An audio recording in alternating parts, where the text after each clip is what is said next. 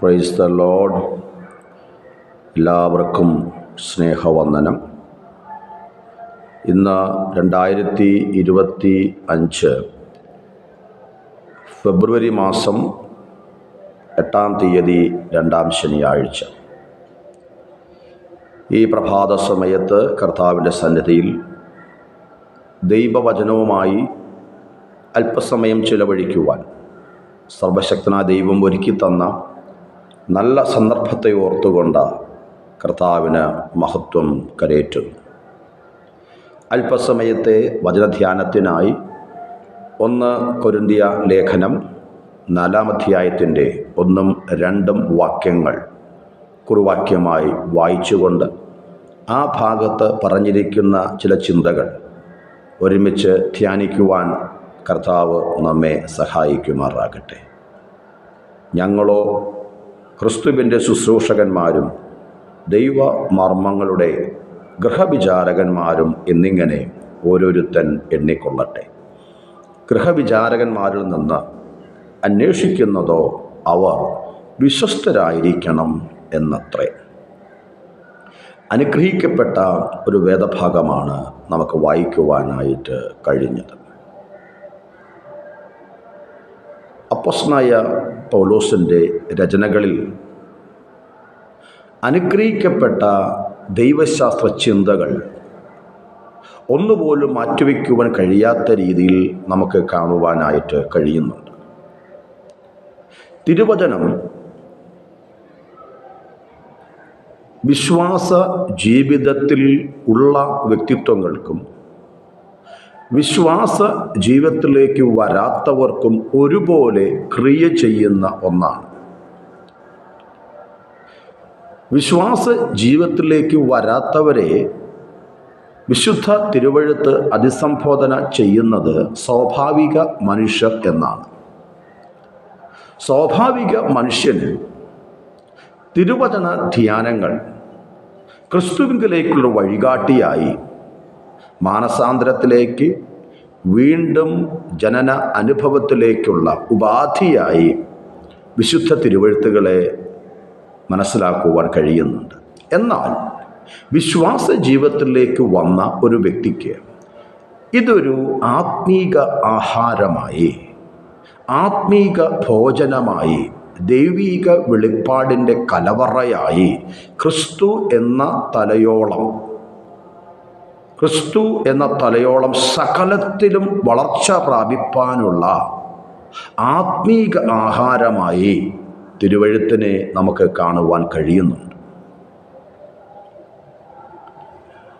ആവർത്തന പുസ്തകത്തിൽ ഒരു പരാമർശം ഇങ്ങനെയുണ്ട്: മറഞ്ഞിരിക്കുന്നത് യഹോവയ്ക്കുള്ളത്, വെളിപ്പെട്ടതോ നമുക്കുള്ളത്. നമുക്ക് വെളിപ്പെടുത്തി തന്നിരിക്കുന്ന ആത്മീക മർമ്മങ്ങളെ വായിക്കുവാനും മനസ്സിലാക്കുവാനും പഠിക്കുവാനും ധ്യാനിക്കുവാനും കർത്താവ് സഹായിക്കട്ടെ. വെളിപ്പാട് പുസ്തകം 1-ാം അധ്യായത്തിലേക്ക് വരുമ്പോൾ ഈ വെളിപ്പാട് നൽകിത്തരുന്നത് പിതാവാം ദൈവമായിട്ടും അത് പുത്രനിൽ കൂടെ സഞ്ചരിച്ച് നമ്മുടെ പക്കൽ ലഭിക്കുന്നു എന്ന് നമുക്കവിടെ കാണുവാൻ കഴിയുന്നുണ്ട്. അപ്പോൾ പഴയ നിയമത്തിലേക്ക് വരുമ്പോഴും പഴയ നിയമവിശുദ്ധന്മാർക്കെല്ലാം ദൈവം തന്നെ തൻ്റെ പുത്രനിൽ കൂടെ ദൈവിക വെളിപ്പാടുകൾ കൊടുക്കുന്നു എന്നും അവർ അത് പരിശോധിച്ച് ആത്മീകമായ അനുഗ്രഹങ്ങളിലേക്ക് നീങ്ങുന്നതായി നമുക്കവിടെ ദർശിക്കുവാൻ കഴിയുന്നുണ്ട്. ആയതുപോലെയാണ് പുതിയ നിയമഭാഗത്തിലേക്ക് വരുമ്പോൾ ഞാൻ കർത്താവിങ്കിൽ നിന്ന് പ്രാപിക്കുന്നു ദൈവിക വെളിപ്പാടുകൾ ദൈവം നമുക്ക് നൽകിത്തരുന്നു. ആ നൽകപ്പെട്ടിരിക്കുന്ന ദൈവിക വെളിപ്പാടുകൾ രചനകളിലൂടെ എഴുതപ്പെട്ട തിരുവചനമായി, രേഖകളായി നമ്മുടെ കൈവശം ലഭിച്ചിരിക്കുന്നു. നാം അതിനെ ധ്യാനിക്കുകയും പഠിക്കുകയും വായിക്കുകയും ചെയ്യുമ്പോൾ നമ്മുടെ അകമേയുള്ള മനുഷ്യന് അത് ശക്തി പ്രാപിക്കുന്ന അനുഭവമായി നമുക്ക് കാണുവാനും ദർശിക്കുവാനും കഴിയുന്നുണ്ട്. ആകയാൽ തിരുവചന പഠനം, തിരുവചന ധ്യാനം, തിരുവചന വായന ഒരിക്കലും നമുക്ക് മാറ്റി നിർത്തുവാൻ കഴിയുന്ന ഒന്നല്ല. ക്രിസ്തീയ വിശ്വാസത്തിൽ ഉയർച്ച പ്രാപിച്ചുകൊണ്ട് മുന്നേറുവാൻ പരിശുദ്ധനാകുന്ന കർത്താവ് നമ്മെ സഹായിക്കുമാറാകട്ടെ. അപ്പോസ്തലനായ പൗലോസിൻ്റെ തൂലികയിൽ നിന്ന് പുറത്തേക്ക് വന്നിട്ടുള്ള ദൈവനിയോഗമുള്ള ദൈവശ്വാസീയമായ വചനങ്ങളിലൊന്നാണ്, ലേഖനങ്ങളിലൊന്നാണ് നാം വായിച്ചിരിക്കുന്ന ഈ 1 കൊരിന്ത്യർ ലേഖനം, അതിൻ്റെ ആ ഭാഗം. അപ്പോസ്തലനായ പൗലോസ് ക്രിസ്തീയ ദൈവശാസ്ത്രത്തെ അതിൻ്റെ അത്യുച്ച കോടിയിൽ എത്തിക്കുന്നതിൽ വിജയിച്ച ഒരു ശുശ്രൂഷകനാണ്. വെളിപ്പാടുകളെ ആധിക്യം തനിക്കുണ്ടായിരുന്നു. ദൈവശാസ്ത്രത്തെ അതിൻ്റെ നിലവാരത്തിൽ എത്തിക്കുന്നതിൽ അഹോരാത്രം അധ്വാനിച്ച ഒരു ദൈവപുരുഷനാണ് അപ്പോസ്തലനായ പൗലോസ്.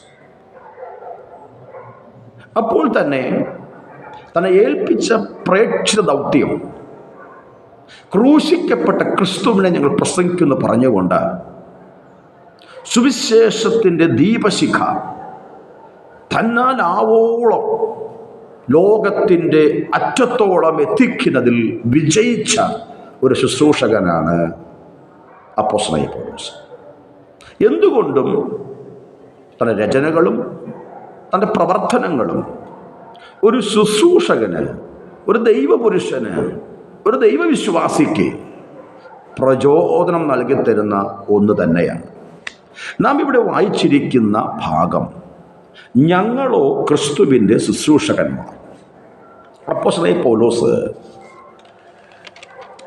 പലപ്പോഴും ലേഖനങ്ങൾ എഴുതുന്നത് ഒന്നുകിൽ ആ സഭയെ പരാമർശിച്ചുകൊണ്ട് അവിടെ നടമാടിക്കൊണ്ടിരിക്കുന്ന ദൈവഹിതമില്ലാത്ത വിഷയങ്ങൾ, ദുരുപദേശസംബന്ധമായ വിഷയങ്ങൾ, പ്രായോഗിക ജീവിതത്തിൽ, പ്രായോഗിക ആത്മീക ജീവിതം നടക്കുവാൻ പാടില്ലാത്ത വിഷയങ്ങളൊക്കെ ശ്രദ്ധയിൽ വരുമ്പോൾ അതിന് ഒരു പരിഹാരമെന്ന രീതിയിൽ എഴുതി കൊടുക്കുന്ന ലേഖനങ്ങളാണ് മിക്ക ലേഖനങ്ങളും. അത് ദൈവശാസ്ത്രപരമായിട്ടായിരിക്കാം, ഉപദേശപരമായിട്ടായിരിക്കാം, സഭാശാസ്ത്രപരമായിട്ടായിരിക്കാം, പ്രായോഗികപരമായിട്ടായിരിക്കാം, ദൗത്യപരമായിട്ടായിരിക്കാം, ഇടയന്മാരെക്കുറിച്ചുള്ളതായിരിക്കാം. അങ്ങനെ വ്യത്യസ്ത രീതിയിലുള്ള രചനകൾ കാണുവാൻ കഴിയുന്നുണ്ട്. അതൊക്കെ ദൈവശ്വാസീയമായ രചനകളായി മാറ്റപ്പെടുവാൻ, ആ ഗണത്തിൽ വരുവാൻ അത്രത്തോളം ഈടുറ്റ ദൈവിക വെളിപ്പാടുകളായി നാം കാണുവാൻ കഴിയുന്നു. അതുകൊണ്ട് ഒരു വിശുദ്ധനെ സംബന്ധിച്ചിടത്തോളം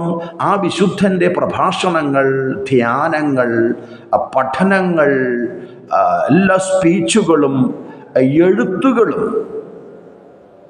ദൈവത്തിൻ്റെ കരസ്പർശനം ഉണ്ട് എന്ന് ഞാൻ ആത്മാവിൽ മനസ്സിലാക്കുകയാണ്. ഇവിടെ ഈ കൊരിന്ത്യർ ലേഖനത്തിൻ്റെ 1-ാമത്തെ ഭാഗങ്ങളൊക്കെ വരുമ്പോൾ ഒരു കൃപാവരത്തിലും കുറവില്ല എന്നൊക്കെ നമുക്കവിടെ കാണുവാനായിട്ട് കഴിയുന്നുണ്ട്. വ്യത്യസ്ത അനുഭവത്തിൽ കൂടെയൊക്കെ മുൻപോട്ട് പോയി ക്രൂശിക്കപ്പെട്ട ക്രിസ്തുവിനെ പ്രസംഗിക്കൂ എന്നൊക്കെ പറഞ്ഞ് 2-ാം അധ്യായത്തിലേക്ക് വരുമ്പോൾ ജ്ഞാനത്തിൻ്റെ ഒരു വെളിപ്പാട്, സ്വർഗീയ ജ്ഞാനത്തിൻ്റെ വെളിപ്പാട്, ലോക സൃഷ്ടിക്ക് മുൻപേ നമ്മുടെ തേജസ്സിനായി മുൻനിയമിച്ചതും മറഞ്ഞിരിക്കുന്നതുമായ ദൈവത്തിൻ്റെ ജ്ഞാനം മർമ്മമായി പ്രസ്താവിക്കുന്നു.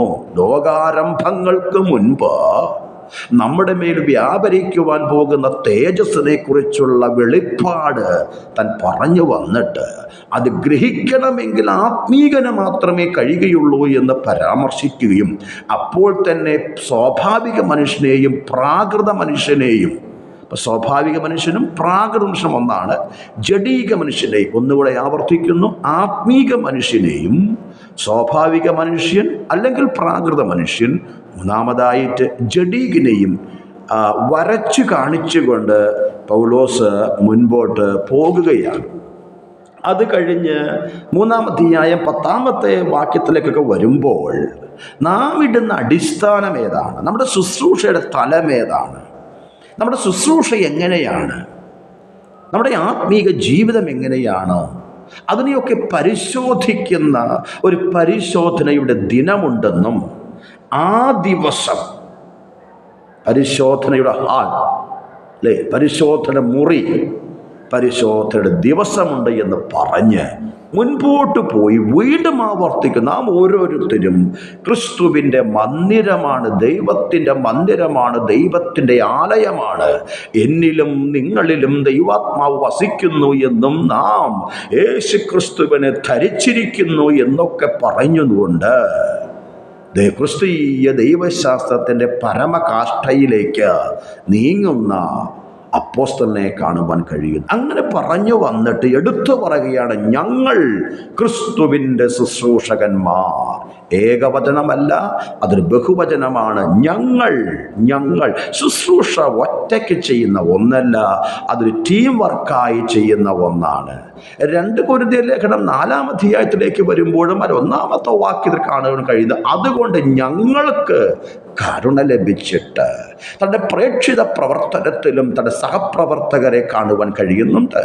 യേശു കർത്താവിൻ്റെ ശുശ്രൂഷകയിലും സഹപ്രവർത്തകരെ കാണുവാൻ കഴിയുന്നുണ്ട്. ആകയാൽ ആത്മീക ശുശ്രൂഷ ഒറ്റയ്ക്കല്ല, അത് സമൂഹമായി ഒരു കൂട്ടായ്മയായി ചെയ്യേണ്ട ഒന്നാണ് എന്ന വിഷയത്തെ ഉറപ്പിക്കുകയാണ് അപ്പോസ്തലനായ പൗലോസ് ഇവിടെ നിർവഹിക്കുന്നത്. തൻ്റെ ജീവിതത്തിൽ നിറഞ്ഞു നിന്ന ഒന്നാണ് കൂട്ടു സഹോദരങ്ങളുമായി ചേർന്ന് ദൈവത്തെ ഉയർത്തുക, കർത്താവിൻ്റെ വേലയിൽ വർദ്ധിച്ചു വരിക. അടുത്ത് പറയുന്നു, ഞങ്ങൾ ക്രിസ്തുവിൻ്റെ ശുശ്രൂഷകന്മാരാണ്. അതിനർത്ഥം എന്താണ്? ക്രിസ്തുവിൻ്റെ ശുശ്രൂഷകന്മാർ അല്ലാത്തവരുമുണ്ട്, അപ്പോൾ തന്നെ യേശു ക്രിസ്തുവിൻ്റെ ശുശ്രൂഷകന്മാരുമുണ്ട്. നാം ക്രിസ്തുവിൻ്റെ ശുശ്രൂഷകന്മാരാണ്. നമുക്കൊരു സ്വർഗീയ നിയമനമുണ്ട്. നാം അനുഭവിക്കുന്ന സ്വർഗീയ ഉദ്യോഗമാണ്. അനാദികാലങ്ങൾക്ക് മുൻപ് ദൈവത്തിൻ്റെ പുസ്തക ചുരുളിനകത്ത് ആലേഖനം ചെയ്യപ്പെട്ടിരിക്കുന്ന ഒന്നാണ് എൻ്റെ നിയമനം. അത് ഉറപ്പോടും ധൈര്യത്തോടും കൂടെ പൗലോസ് വീണ്ടും ആവർത്തിക്കുകയാണ്.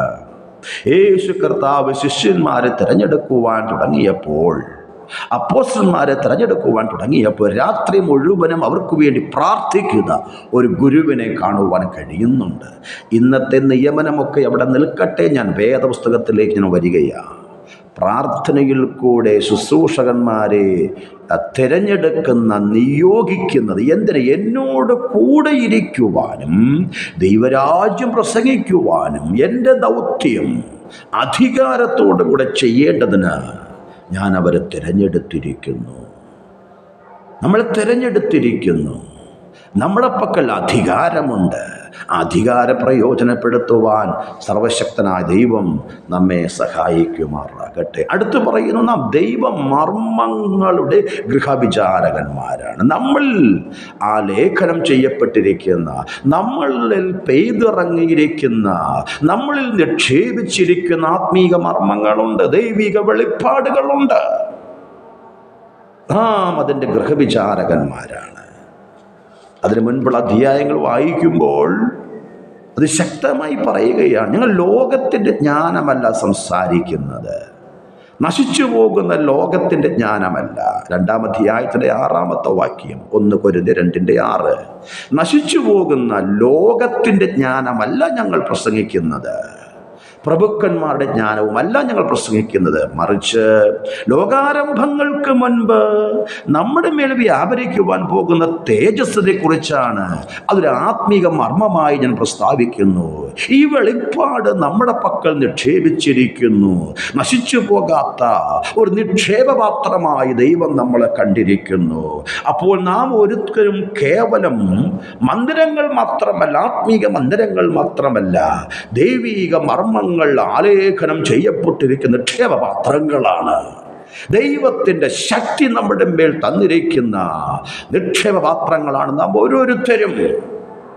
പ്രൈസ് ഗാഡ്, സ്തോത്രം. 1, ആത്മാവിൽ ഞാൻ പറയട്ടെ, നാം ദൈവത്തിൻ്റെ മന്ദിരം.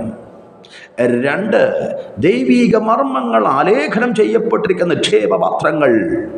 3, ദൈവത്തിൻ്റെ ശക്തി, എങ്കിലും അത്യന്ത ശക്തി പകരപ്പെട്ടിരിക്കുന്ന നിക്ഷേപപാത്രങ്ങൾ. അപ്പോൾ നമ്മൾ ദൈവീക മർമ്മങ്ങളുടെ ഗ്രഹവിചാരകന്മാർ, ദൈവിക വെളിപ്പാട് ഗ്രഹവിചാരകന്മാർ.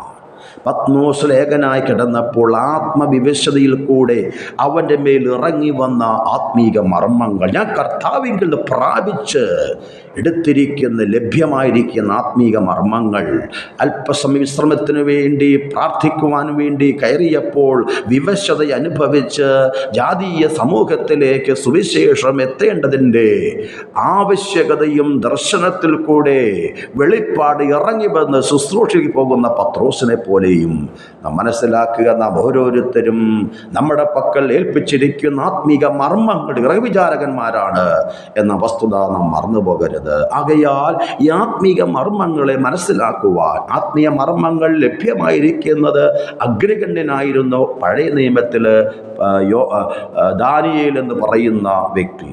ആ വെളിപ്പാട് ലഭിച്ചപ്പോൾ താൻ ദീനം പിടിച്ച് കിടക്കുന്ന അനുഭവങ്ങളെ കാണുവാൻ കഴിയുന്നുണ്ട്. അത്രത്തോളം ആഴത്തിലുള്ള വെളിപ്പാടുകളാൽ അവൻ നിറയപ്പെട്ടു. അപ്പോസ്തലൻ പൗലോസ് പറയുന്നുണ്ട്, വെളിപ്പാടിൻ്റെ ആധിക്യത്താൽ നിഗളിച്ചു പോകാതിരിക്കേണ്ടതിന്. അതേ ആ വെളിപ്പാടിൻ്റെ ആധിക്യം, ആ വെളിപ്പാടുകൾ നിമിത്തമാണ് ശൂലം. കാരണം ആ വെളിപ്പാട് നിമിത്തം നീ നിഗളിച്ചു പോകുവാൻ ഇടവരരുത്. അതുകൊണ്ട് ഞാനും നിങ്ങളും എപ്പോഴും ഓർത്തിരിക്കേണ്ട വസ്തുത, എന്തൊക്കെയോ നിക്ഷേപങ്ങൾ, ആത്മീക നിക്ഷേപങ്ങൾ, ദൈവ വചനത്തിൻ്റെ മാർമികമായ മർമ്മങ്ങൾ ദൈവം നമുക്ക് വെളിപ്പെടുത്തി തന്നിരിക്കുന്നു. പൗലോസ് പറയുന്നു, അത് നിങ്ങൾക്ക് വെളിപ്പെട്ടിരിക്കുന്നു. വീണ്ടും പൗലോസ് പറയുന്നു, ഒന്നുപോലും മറച്ചു വയ്ക്കാതെ ഞാൻ നിങ്ങളെ അറിയിക്കുന്നു. ആകയാൽ ഈ ദൈവീക മർമ്മങ്ങൾ വായിച്ച് ഗ്രഹിച്ച് മനസ്സിലാക്കിക്കൊണ്ട് അടുത്ത തലമുറയ്ക്ക് പറഞ്ഞു കൊടുക്കുന്ന ദൗത്യത്തിലേക്കാണ് ദൈവം നമ്മളെ വിളിച്ചിരിക്കുന്നത്. അവസാനം പറയുന്നു, ദൈവം പ്രതീക്ഷിക്കുന്നത് വിശ്വസ്തത മാത്രമാണ്. എന്താണ്? നമുക്ക് തന്നിരിക്കുന്ന ആത്മീക മർമ്മങ്ങൾ. അത് കളിതമാശയല്ല, പൊട്ടച്ചല്ല, കളിവാക്കുകളൊന്നുമല്ല, മായാവി കഥകളല്ല. സ്വർഗത്തിൻ്റെ സിലബസാണത്. സ്വർഗം പണിയുന്നതിൻ്റെ സിലബസാണത്. അതിനെ നമ്മൾ വ്യാപാരം ചെയ്യണം. നമുക്ക് എത്രത്തോളം കഴിയുന്നുണ്ട്? എന്തെങ്കിലുമൊക്കെ പറഞ്ഞ് സമയം കളയുന്ന അവസ്ഥയാണ്. ഇപ്പോൾ തന്നെ സമയത്തിൻ്റെ പരിമിതി കൊണ്ടാണ് മർമ്മത്തിനകത്തേക്ക് പ്രവേശിക്കുവാൻ കഴിയാതിരിക്കുന്നത്. ഒന്ന് ഓർത്തുകൊള്ളുക, നാം ദൈവസന്നിധിയിൽ സമയം ചിലവഴിച്ചുകൊണ്ട് വേദപുസ്തകത്തിനകത്തുള്ള വെളിപ്പാടിൻ്റെ ശൃംഖലകൾ പറഞ്ഞു കൊടുക്കേണ്ട ഒരു കാലഘട്ടത്തിലേക്ക് വന്നിരിക്കുന്നു.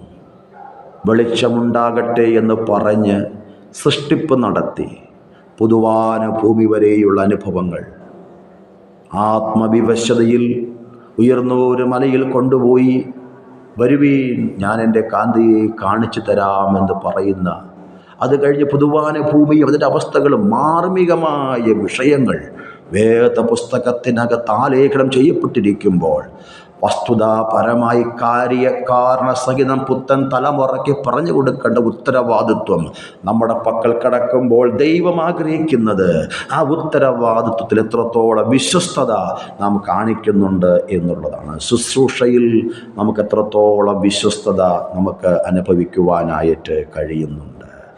ആ വിശ്വസ്തത അവസാനം പറയുവാൻ കഴിയും, എന്നെ വിളിച്ചാക്കിയിരിക്കുന്ന ദൗത്യത്തിൽ ഞാൻ വിശ്വസ്തനായിരുന്നു. എന്നെ ഏൽപ്പിച്ച ദൗത്യത്തിൽ ഞാൻ വിശ്വസ്തനായിരുന്നു. ഞാൻ നല്ല പോർ പൊരുതു, ഓട്ടം തികച്ചു, വിശ്വാസം കാത്തു. എന്നെ ഏൽപ്പിച്ചിരിക്കുന്ന വിഷയത്തിൻ്റെ മേൽ ഞാൻ വിശ്വസ്തയോടെ കാര്യങ്ങൾ കൈകാര്യം ചെയ്തു. ആകയാൽ വിശ്വസ്തയോടെ കൂടെ കാര്യങ്ങൾ കൈകാര്യം ചെയ്യുവാൻ പരിശുദ്ധനാകുന്ന കർത്താവ് നമ്മെ സഹായിക്കുമാറാകട്ടെ. ഒന്നുകൂടെ ഞാൻ ആവർത്തിക്കുന്നു, നാം അല്ലെങ്കിൽ നാം ക്രിസ്തുവിൻ്റെ ശുശ്രൂഷകന്മാർ 3 ഗ്രഹവിചാരകന്മാരാണ്. എന്തിൻ്റെ? ദൈവീക മർമ്മങ്ങളുടെ.